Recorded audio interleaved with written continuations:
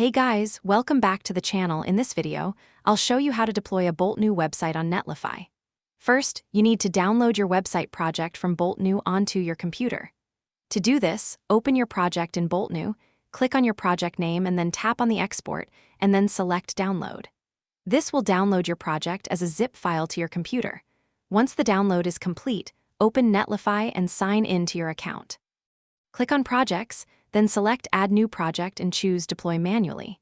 You'll now see an area where you can upload your project files, so simply drag and drop the downloaded project zip file into the upload area.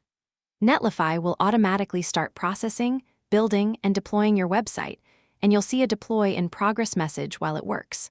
Wait a few moments for the deployment to finish, and once it's complete, your website will be successfully deployed on Netlify.